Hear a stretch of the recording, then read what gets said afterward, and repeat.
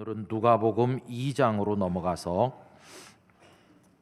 1절로 7절까지 누가복음 2장 1절로 7절까지 한 절씩 말씀 교독하도록 하겠습니다. 그때 가이사 아구수도가 영을 내려 천하로 다 호적하라 하였으니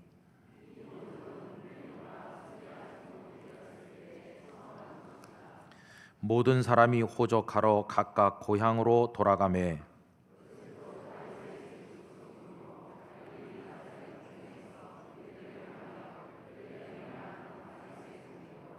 그 약혼한 마리아와 함께 호적하러 올라가니 마리아가 이미 잉태하였더라. 다 같이 7절 읽지요. 첫 아들을 낳아 강보로 싸서 구유에 누였으니 이는 여관에 있을 곳이 없음이러라. 아멘. 이 말씀이 오늘 예배 참석하신 모든 분들에게 큰 은혜가 될 수 있기를 간절히 기원합니다. 아마 읍참마속이란 고사성어를 다 아실 것입니다. 이 말은 눈물 흘리면서 마속의 목을 벤다 그런 뜻입니다. 이 고사성어의 기원은 중국의 삼국지입니다. 유비가 세상을 떠난 다음에 그 아들 유선이 황제가 되었는데 유비의 한나라 부흥이라는 열망을 이루어드리기 위해서 제갈공명은 오랫동안 심혈을 기울여 준비하여 위나라 정벌에 나서게 됐습니다. 그가 동원한 대군은 무려 30만 명에 이르게 됐는데 온갖 지략을 다 쏟아부어 차근차근 정벌을 준비합니다. 작전 초기에는 제갈공명의 뜻대로 모든 것이 이루어져서 그 군사가 연전연승을 거두게 되었습니다. 그런데 늘 그의 마음에 걸리는 게 하나 있었는데 30만 대군을 먹여 살리려면 식량 보급로가 확실하게 확보가 돼야 되는데 그게 늘 마음에 걸리게 되었습니다. 그러던 와중에 이제 저쪽에서 사마이의 20만 대군과 대치를 하면서 이제 그 문제를 이제 꺼내서 다루게 되는데 누가 식량 보급로를 안전하게 지키면 좋을까 하던 끝에 마속이란 장군이 자원하여 나서게 되었습니다. 평소에 공명은 마속을 아끼는 사람이었는데 자네가 가서 그러면 그 책임을 맡아주게 이렇게 했고 아주 자세한 군사 명령 전략을 그에게 하달합니다. 거기는 삼면이 깎아지른 절벽 같으므로 자네는 산 기슭에 진을 치고 지키면 된다고 자세한 전략을 다 일러주었습니다. 그런데 이 마속은 공명이 내린 군령을 따르지 아니하고 산 기슭이 아닌 산 정상에 가서 병사를 진을 치고 지키다가 그만 대패를 하고 맙니다. 결국 제갈공명의 군대는 식량 보급로가 끊기면서 사마이의 대군에게 밀려서 패퇴하게 되어 그렇게 오랫동안 출사표를 쓰면서 출전했던 그 전쟁에서 패전하고 말았습니다. 나중에 이 제갈공명은 마속을 무릎 꿇리고 그의 죄를 준엄하게 책망하는데 결국 사랑하는 장수였기 때문에 눈물을 흘렸지만 그러나 군령을 세우기 위해서 어쩔 수 없이 마속의 목을 베게 됩니다. 이게 바로 울면서 마속의 목을 벤다는 읍참마속이라고 하는 단어가 된 것입니다. 여러분 이 이야기를 통해서 느끼는 게 뭡니까? 천하의 지략가인 제갈공명 같은 이가 수십만의 병사를 동원해서 치러낸 그런 전쟁도 어떤 사소한 부분에서 틀어지게 되면 그 전체가 망가진다는 것을 보게 되지 않습니까? 확실한 승리를 거두기 위해서는 털끝만큼의 오차도 없어야 되고 모든 것이 톱니바퀴처럼 잘 맞아 돌아가야 된다는 사실을 깨닫게 되는 것이죠. 이런 눈을 가지고 예수님께서 이 땅에 탄생하여 오신 사건을 들여다보면 정말 놀라움을 금할 수가 없습니다. 왜냐하면 이것은 아주 치밀하게 전개된 마치 군사작전과 같은 하나님의 작전이었음을 그 속에서 발견하기 때문입니다. 하늘의 하나님께서 진두지휘하시는 가운데 하늘나라에서 작전회의가 열린 것이고 그 작전의 이름은 인류구원 작전이었습니다. 인생들을 죄로부터, 죄가 가져온 죽음으로부터 그리고 사탄의 손에서 건지기 위한 작전이 수립된 것입니다. 아주 오래전부터 정교하게 사소한 부분에까지 치밀하게 작전 계획이 수립이 되었습니다. 그리고 시간이 많이 지나서 드디어 작전을 개시할 때가 무르익게 됩니다.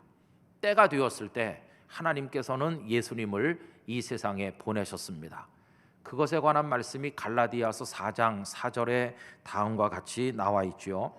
때가 참에 하나님이 그 아들을 보내사 여자에게서 나게 하시고, 때가 무르익었을 때 드디어 그 작전이 개시되었다고 할 수가 있겠습니다.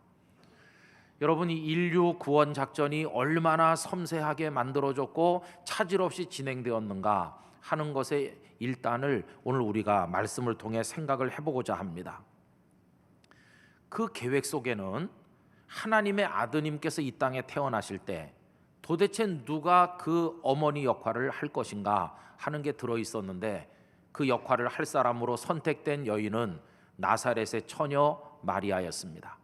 우리는 이미 누가복음 1장을 통해서 천사 가브리엘이 마리아에게 그 사실을 이야기하는 대목을 다 살펴본 바가 있지 않습니까? 그때 마리아는 어떻게 하나님의 계획에 자신을 맡겼는지요? 이렇게 말했죠. 주의 여종이오니 말씀대로 내게 이루어지이다. 이렇게 자신을 드림으로써 하나님의 그 놀라운 계획 속에 기꺼이 자신을 바치기로 작정을 한 것입니다. 자, 그리고 여러분, 이 예수님을 이 땅에 보내시는 그 계획 속에는 예수님께서 어디서 탄생할 것인지 탄생 장소까지도 미리 다 정해져 있었습니다. 이 사실을 구약성경 미가서 5장 2절이 예언을 하고 있는데, 화면을 보면서 다 같이 읽어보십시다.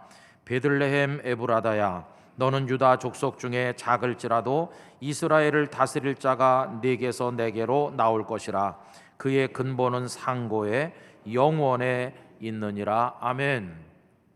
벌써 오래전에 예수님의 탄생 장소가 베들레헴이라고 하는 게 그 작전 계획 속에 다 들어 있었다는 것입니다. 근데 여러분, 좀 이상하지 않으세요? 왜 하필이면 베들레헴이어야 할까요? 이 처녀 마리아가 살고 있는 곳이 나사렛 아닙니까? 그러면 그냥 나사렛에서 예수님이 탄생하셔도 좋은 게 아닐까요? 뿐만 아니라 우리 나중에 보면 헤롯을 피해서 예수님께서 이집트로 피난 가시는 이야기가 나오는데, 돌아오신 다음에 어차피 사신 곳이 나사렛 아닙니까? 그래서 예수님을 나사렛 예수님이라 그렇게 부르잖아요. 나중에 어차피 살 곳이 나사렛이라면 태어나는 곳도 나사렛이라 해서 문제될 게 아무것도 없지 않습니까? 그런데 왜 베들레헴으로 정하셨을까? 이런 생각을 가지게 되는 것이죠. 여러분, 우리의 이런 의문점에 대한 대답은 대단히 명확한데, 우리가 구약 성경에 보면 베들레헴과 관련된 이야기들을 찾아보게 되는데, 여러분, 이 베들레헴은 위대한 인물을 배출한 동네였습니다. 구약의 아주 특별한 믿음의 사람 다윗 왕의 고향이 이 베들레헴 아닙니까? 다윗은 거기서 이새의 아들로 태어나 베들레헴 들판에서 뛰어놀며 그 산등성이에서 양을 먹이던 목동으로 성장을 하였습니다. 그런데 어느 날 사무엘이 와서 그의 머리에 기름을 붓고 그가 이스라엘의 왕이 될 것을 이야기한 이후에 그는 대단한 왕이 되었습니다. 다스리는 영토의 크기에 있어서, 그리고 그 능력과 부귀영화에 있어서, 그리고 무엇보다 하나님을 진실하게 경외하는 믿음에 있어서 이 다윗은 타의 추종을 불허하는 독보적인 사람이었습니다. 여러분, 나중에 보면 어떤 왕을 평가하는 기준이 다윗이었습니다. 다윗처럼 했는가 하지 않는가 하는 것이 왕들의 평가 기준이 될 정도로 다윗은 아주 특별한 인물이었습니다. 그런데 시간이 지나고 나서 이 북왕국 이스라엘과 남왕국 유다가 아수르와 바벨론에 다 멸망하고 흩어지고 희망이 끊어진 그때, 그들은 메시아가 오시기를 기다리게 됩니다. 성경이 예언한 메시아가 오시면 다시 회복될 것이다. 그러면서 그들이 메시아 신앙을 가질 때 그들은 다윗 같은 메시아가 올 게 틀림없다고 믿었습니다. 왜냐하면 이새의 뿌리에서 한 싹이 날 거라고, 이새의 줄기로부터 나올 거라고 예언되어 있었기 때문이죠. 그러면 탄생하실 메시아가 다윗과 같은, 다윗과 관계를 가지고 있는 분으로 오신다고 할 때 그걸 보여줄 수 있는 아주 극적인 상징이 뭘까요? 다윗이 베들레헴에서 태어난 사람인 것처럼 메시아께서도 베들레헴에서 탄생하신다, 바로 이것이었습니다. 그래서 예수님께서 태어나시는 장소로 정해진 곳이 베들레헴이었다는 것입니다. 그런데 여러분, 예수님께서 베들레헴에서 나신다는 이것에 관해 깊은 생각을 해보신 적이 있으신가요? 이게요, 실제로 이루어지기는 굉장히 어려운 일이었습니다. 왜 그러나 하면 이 베들레헴에서 예수님이 탄생하려면 여러 가지 조건이 맞아떨어지지 않으면 안 되었기 때문입니다. 가장 기본적인 조건, 예수님을 낳을 여인으로 선택된 마리아가 베들레헴에 있어야 되는 것이죠. 마리아가 지금처럼 나사렛에 있으면 예수님께서는 베들레헴에 나실 수가 없는 게 아닙니까? 그런데 문제는 이 베들레헴으로부터 나사렛까지 거리가 직선거리로 140km쯤 된다고 하는데, 마리아는 베들레헴에 갈 이유가 전혀 없는 여인이었다는 것입니다. 베들레헴이 무슨 유명한 관광지인 것도 아니고 베들레헴에 일가 친척이 살고 있어서 가는 것도 아닙니다. 베들레헴에 갈 이유가 전혀 없는 마리아가 어떻게 예수님을 베들레헴에서 낳게 되나, 이게 벌써 처음부터 어려운 일이었다는 것이죠. 그런데 여러분, 우리 하나님께서 하시는 일을 보세요. 이 마리아가 베들레헴에 가지 않으면 안 되는 일이 생긴 것입니다. 어떻게요? 당시 로마의 통치자인 가이사 아구스도가 명을 내려서 모든 백성들은 고향에 가서 호적하라고 했기 때문입니다. 그게 바로 오늘 본문 1절입니다. 그때 가이사 아구스도가 영을 내려 천하로 다 호적하라 하였으니, 이렇게 되어 있죠. 여기서 우리는 참고로 이 가이사 아구스도가 어떤 사람인지를 알아둘 필요가 있습니다. 우리 성경에 아구스도라고 되어 있지만 아우구스투스라고 보통 부르죠. 이 사람의 본래 이름은 옥타비아누스입니다. 그런데 당시 로마의 최고 통치자였던 카이사르가 브루투스에게 암살을 당했는데 나중에 보니까 유언장을 남겼다는 걸 알게 됐습니다. 그 유언장에서 놀랍게도 이 카이사르는 자기 후계자로 옥타비아누스라는 청년을 지목했다는 걸 알게 됐습니다. 옥타비아누스는 카이사르의 누이의 외손자입니다. 그런데 그 어린 아이 때 그를 후계자로 지목을 했고, 이 카이사르가 죽었을 때는 겨우 19살밖에 되지 않았습니다. 카이사르가 없는 로마 전국에서 최고 실권자는 안토니 장군이었습니다. 안토니는 병권을 손에 쥐고 경제력을 다 틀어쥔 최고의 실력자였습니다. 그는 옥타비아누스를 무시했습니다. 왜? 유언장에 이름이 올라 있긴 하지만 아무 힘없는 19살 청년이 어떻게 감히 내게 대적하겠나, 이렇게 생각을 했기 때문입니다. 그런데 여러분, 이 옥타비아누스는 쉽게 물러서지 않았습니다. 키케로를 비롯한 여러 중신들의 의견을 모아서 제2차 삼두 정치를 시작하는 데 성공하게 됐고, 시간이 흐르면서 사람들의 마음이 안토니로부터 옥타비아누스라는 젊은이에게로 점점 넘어가게 되었습니다. 안토니가 사람들의 신망을 잃은 결정적 이유는 이집트의 여왕인 클레오파트라와 사랑에 빠졌기 때문이었습니다. 안토니는 로마를 비우고 이집트에 자주 가 있게 되었고, 백성들의 마음은 점점 옥타비아누스에게로 기울게 됐는데 드디어 때가 왔지요. BC 31년 악티움 해전에서 두 세력이 대격돌을 한 결과 전쟁의 경험이 전혀 없던 옥타비아누스가 역전의 용사인 안토니를 물리치고 로마의 실권을 손에 넣게 된 것이었습니다. 그로부터 4년이 지나서 주전 27년 로마 원로원은 이 옥타비아누스에게 최고의 존경을 담은 호칭을 하나 바치게 되었는데, 그게 바로 아우구스투스라는 것이었습니다. 이제부터는 당신을 아우구스투스로 부르겠다. 그 말 뜻은 가장 존엄한 자, 그런 뜻입니다. 그날 이후로 그는 로마 제국 안에서 가장 존엄한 자가 되었고, 말 한마디면 못할 것이 없는 최고 권력의 자리에 오르게 된 것입니다. 여러분, 2장 1절에 나와 있는 가이사 아구스도가 바로 그 사람입니다. 그런데 그가 명령을 내리기를 모든 백성들은 다 고향에 가서 호적하라 이렇게 된 것입니다. 그러니 고향이 베들레헴인 이 요셉도 마리아도 나사렛을 떠나 어쩔 수 없이 베들레헴까지 가지 않으면 안 되는 상황이 온 것입니다. 그걸 이야기해 주는 것이 오늘 본문 4절인데요. 4절 말씀 다 같이 읽어봅시다. 요셉도 다윗의 집 족속이므로 갈릴리 나사렛 동네에서 유대를 향하여 베들레헴이라 하는 다윗의 동네로 그 약혼한 마리아와 함께 호적하러 올라가니 마리아가 이미 잉태하였더라. 저는 이 말씀을 준비하면서 막 가슴이 떨리는 걸 느끼게 됐어요. 베들레헴에 갈 이유가 전혀 없는 마리아를 베들레헴으로 가지 않으면 안 되도록 만드시는 하나님의 손이 거기서 느껴졌기 때문이었어요. 그녀를 베들레헴으로 보내기 위해서 하나님께서는 로마의 최고 권력자까지 동원하신 것을 보게 됩니다.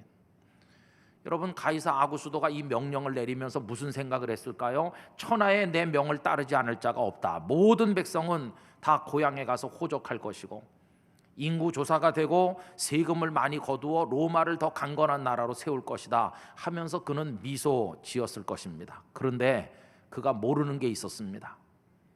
자신이 대단한 권력자인 것처럼 보여도 자기 위에 하나님이 계시다는 걸 그는 알지 못하였습니다. 자신이 그런 명령을 내린 것은 하나님의 아드님이 베들레헴에서 태어나도록 하기 위한 하나님의 오래된 계획을 추진하기 위한 하나의 도구에 불과하다는 것을 그는 알지 못했습니다. 예수님께서 베들레헴에 나셔야 되는 그 이야기에 그는 잠깐 무대 위에 등장했다 사라진 단역 배우와 같은 존재일 뿐이었습니다. 여러분, 그를 동원하여 쓰시는 분은 하나님이셨고 진정한 왕이신 하나님 앞에서 가이사 아고수도는 아무것도 아니었습니다. 하나님께서는 그렇게까지 하셔서 마리아가 베들레헴에 있게 하셨구나 생각하니까 얼마나 놀라운지 이루다 말할 수가 없다는 것입니다. 그 다음에 시간도 문제입니다. 시간 절묘하게 맞아떨어지게 하셨어요.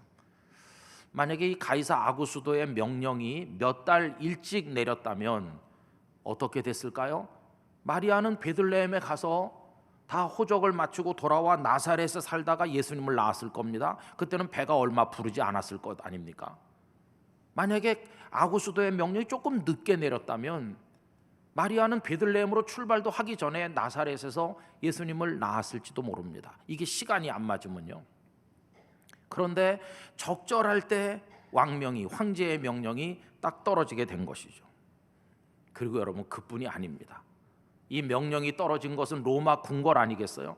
그럼 로마 궁궐에서 통치자가 명령을 내렸을 때 그 넓은 로마 천하에 그 명령이 하달되는데 얼마나 많은 시간이 걸렸을까요? 파발마들이 밤낮으로 달려서 각 고을마다 마을마다 명령이 전달되기까지 우선 일단 유대를 통치하는 헤롯의 궁전에 그 명령이 도달했겠죠. 한 달 걸렸을지 더 걸렸을지. 그리고 헤롯은 또 그 수하들을 모아서 각 고을 마을마다 나사렛 마을까지 사람을 보내서 이 황제의 명령을 전달하게 했겠죠. 그리고 그 명령이 집집마다 다 도착하는 데 걸린 시간, 그리고 그 명령을 들었을 때 요셉과 마리아가 며칠 고민하지 않았겠어요? 왜 고민했을까요? 명령 받고 바로 떠날 수는 없는 거 아닙니까? 더군다나 마리아가 지금 배가 많이 불러왔는데 이 몸으로 베들레헴까지 가도 되는 건가? 아니면 일단 여기서 예수님을 낳고 나중에 가야 되는 건가? 많은 고심을 하면서 며칠 시간이 흐르지 않았겠어요? 그 시간도 다 하나님의 계획 속에 포함된 것이. 그러다가 어쩔 수 없이 안 갈 수 없어서 그 만삭의 몸으로 그 길을 걸어가게 된 것이었어요. 더군다나 이동하는 시간도 다 문제가 됩니다. 아까 제가 대략 140km 거리라고 그랬는데 우리가 지도상의 거리를 직선으로 걸어가는 건 아니지 않습니까? 실제 길은 구불구불하게 돌아가니까 훨씬 더 먼 거리였을 것이고, 더군다나 유대인들은 그 중간에 있는 사마리아 마을을 사마리아 사람들을 경멸하기 때문에 통과하지 않고 우회한다는 거 우리 알잖아요. 그럼 거리가 훨씬 더 멀어져서 한 200km 됐을지도 모릅니다. 실제 걸어가는 거리가. 그럼 여러분, 사람이 하루에 몇 킬로를 걸을 수 있나요? 창세기 22장에 보면 하나님께서 아브라함에게 네 아들 이삭을 제물로 바쳐라 이렇게 말씀하는 대목이 나오는데, 그때 그 아브라함은 브엘세바에 살았습니다. 그런데 제사를 드릴 장소는 모리아 산이었어요. 그런데 이 브엘세바에서 모리아 산까지가 87km입니다. 근데 87km를 며칠에 갔다고 돼 있냐 하면은 사흘 걸렸다고 돼 있어요. 아브라함과 아들 이삭이 사환과 함께 부지런히 걸어서 간 기간이 그 사흘이었어요. 무슨 특전사 장병들이라면 훨씬 많이 갈 수 있지만 평범한 사람은 그 정도 그저 걸으면 힘이 빠지는 거죠. 그럼 하루에 30km 간다고 치고 한 200여 킬로를 이 요셉과 마리아가 나사렛에서 저 남쪽 베들레헴까지 가려면 빨리 걸어도 엿새 아니면 7일은 걸리지 않았겠어요. 거기다 또 변수가 있죠. 그게 뭐냐 하면 만삭이라는 것입니다. 만삭의 여인이 어떻게 보통 사람들의 속도에 맞춰 걸을 수가 있겠습니까? 아마 걷지 못하고 나귀를 탔는지 모르지만 어떤 짐승에 타고 이 짐승이 느릿느릿 걸을 때 흔들거리면서 열흘을 갔는지 보름을 갔는지 알 수가 없는 긴 시간이 걸렸으리라는 걸 우리 짐작할 수 있죠. 그런데 여러분, 왕의 그 통치자의 명령이 떨어져 가지고 이 집집마다 그게 다 하달돼 가지고 그 명령을 받고 준비를 해 가지고 느릿느릿 가서 베들레헴에 도착하기까지 얼마나 많은 시간적 변수가 그 속에 들어 있겠어요. 그런데 보세요, 그들이 그렇게 가지고 베들레헴 마을에 딱 도착하는 그 순간 얼마나 정확한지 모릅니다. 그때 이 마리아의 진통이 시작이 된 것이. 그래가지고 베들레헴에서 아기 예수님을 낳으시게 된 것이. 거기서 조금만 계획이 틀어졌더라면 베들레헴에 오기 전에 낳을 수도 있고 왔다 간 다음에 낳을 수도 있는데 하나님은 그걸 정확하게 맞추신 것을 볼 수 있습니다. 하나님은 마리아가 느릿느릿 오는 것까지 다 시간 계산을 하셔서 그녀의 산통이 베들레헴에 도착하면서 시작되게 하셨구나. 이 얼마나 절묘하게 맞아떨어집니까? 그래서 여러분, 오늘 본문 6절에 나와 있는 거기 있을 그때에 해산할 날이 찼다, 이게요 굉장히 어려운 일이었어요. 딱 거기 도착했을 때 진통이 왔고 해산을 하게 돼. 이렇게 절묘하게 섬세하게 정확하게 맞출 수가 있을까? 그래서 6절과 7절 우리 다 같이 읽어보실까요? 거기 있을 그때에 해산할 날이 차서 쳐다들으라 강보로 싸서 구유에 누였으니. 할렐루야. 그 하나님의 계획이 착착착 진행돼 가지고 그 많은 시간적 변수까지 고려해 가지고 우리 주님께서 딱 그때 탄생하셨어요.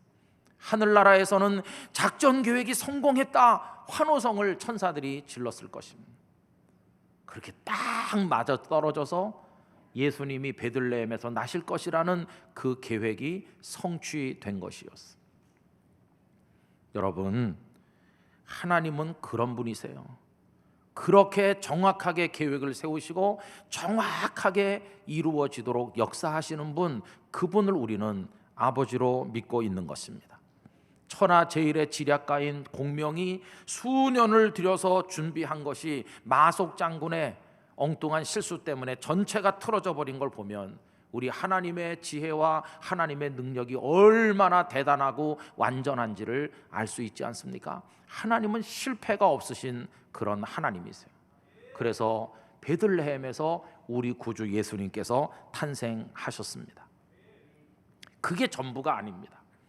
예수님께서는 나사렛에 가셔서 지나셨고 그리고는 때를 기다리셨습니다. 때가 무르익을 때 세례 요한이 먼저 유대 광야와 요단강가에 등장했습니다. 그러면서 사람들 속에 이렇게 살면 안 되겠다, 회개의 운동이 일어나게 했고 사람들은 요한에게 와서 가슴을 치며 회개하고 세례를 받았습니다. 이렇게 사람들의 영이 열리고 있을 그때 주님께서 드디어 등장하시고 요한은 그분을 세상 죄를 지고 가는 하나님의 어린 양이라고 선포함으로 메시아의 사역의 시대가 열리게 된 것이었어. 그게 다 말씀 속에 준비된 계획 그대로였어요. 그리고 예수님은 성경이 예언한 대로 십자가에서 죽으셨어요. 정확할 때. 그리고 사흘 만에 성경대로 부활하시고 성경대로 승천하셔서 하나님 보좌 우편에 계시게 된 것이었어요. 복음의 문이 활짝 열리도록 하셨어요. 하나님은 당신의 계획이 하나도 착오 없이 정확하게 이루어지도록 역사하신 것을 볼 수 있습니다. 여러분, 그게 전부입니까? 아닙니다. 예수님께서는 그 복음이 어떻게 퍼져나가며 사람들을 구원할 것인가를 사도행전 1장 8절에서 제자들에게 미리 말씀하지 않으셨습니까? 다 같이 읽어보십시다. 오직 성령이 너희에게 임하시면 너희가 권능을 받고 예루살렘과 온 유대와 사마리아와 땅끝까지 이르러 내 증인이 되리라 하시니라. 할렐루야. 우리는 이 말씀을 심상하게 당연한 듯 있지만 2000여 년 전에 감람산 위에서 제자들이 정작 이 말씀을 들을 때는 하나도 믿어지지 않았을 것입니다. 어이가 없는 말씀으로 들렸을 가능성이 많죠. 왜냐하면 예루살렘, 아니 예수님을 십자가에 못 박아 죽인 원수들이 가득한 곳에서 어떻게 우리 연약한 사람들이 시작할 수 있나? 예루살렘은 아니다. 예루살렘이 안 된다면 예루살렘 주변 유대 지역에서도 될 수가 없는 것이고, 아니 그리고 사마리아라니, 우린 사마리아 사람과 상종하지 않는데 어떻게 우리가 사마리아 동네 가서 이야기를 한단 말인가? 이거는 도무지 받아들일 수 없다. 그리고 땅끝, 그들은 주변 나라도 한 번도 가본 적이 없는 사람들인데 세상의 땅끝에 자기들이 갈 것이라는 걸 상상이나 할 수 있겠습니까? 이거는 이루어질 수 없는 이야기다, 이런 생각을 했겠죠. 그러나 여러분, 하나님의 계획은 틀어짐이 없는 것입니다. 어떻게 그게 예루살렘에서 유대를 넘어 사마리아를 넘어 진행하고 있는지를 사도행전 말씀이 보여줍니다. 우리 9장 31절을 다 같이 읽어보실까요? 그리하여 온 유대와 갈릴리와 사마리아 교회가 평안하여 든든히 서가고 주를 경외함과 성령의 위로로 진행하여 수가 더 많아지니라. 아멘. 여기 보면 유대, 갈릴리, 사마리아 교회라고 그랬잖아요. 안 될 것 같은 지역에 복음이 점점 퍼져나가는데 주를 경외함과 성령의 위로를 통해 주님이 말씀하신 계획이 착착 진행돼 나가는 것을 볼 수 있지 않습니까? 그리고 이렇게 유대, 갈릴리, 사마리아로 복음이 전해지던 그 와중에 주께서는 땅끝에 갈 주인공을 준비하셨는데 그 사람이 지독한 핍박자 사울이었습니다. 다메섹으로 가는 길에서 그를 부르시고 그를 이방인의 사도로 준비시키신 하나님께서는 안디옥 교회로 하여금 그를 땅끝에 선교사로 파송하게 하심으로 그가 전도 여행을 통해 그 당시 땅끝인 서바나까지 가도록 역사하신 것을 성경이 우리에게 보여주고 있는 것입니다. 여러분, 그것뿐이겠습니까? 그래서 온 로마 제국 안에 유럽 땅에 퍼져간 복음이 때가 무르익었을 때 대서양을 건너 아메리카 대륙 신대륙에 퍼지게 하셨고, 그것이 때가 되었을 때 태평양을 건너 동방의 작은 나라 조선 땅에 도달하게 하셨고, 그리고 때가 됐을 때 이 사람 저 사람의 헌신을 통하여 부산 영도의 땅끝 교회가 세워지게 하시고, 그리고 오늘 12월 17일 3부 예배 시간에 저와 여러분이 이 자리에서 예배자로 앉아 있도록 하나님께서 계획하셨고 이끌어 오신 것입니다. 얼마나 놀라운지 말로 다 할 수 없어요. 여러분, 지금까지 일어난 모든 구원의 역사 중에 사람이 결정하고 사람이 추진한 거 하나도 없습니다. 다 하나님께서 계획하신 대로 이루어 가신 것입니다.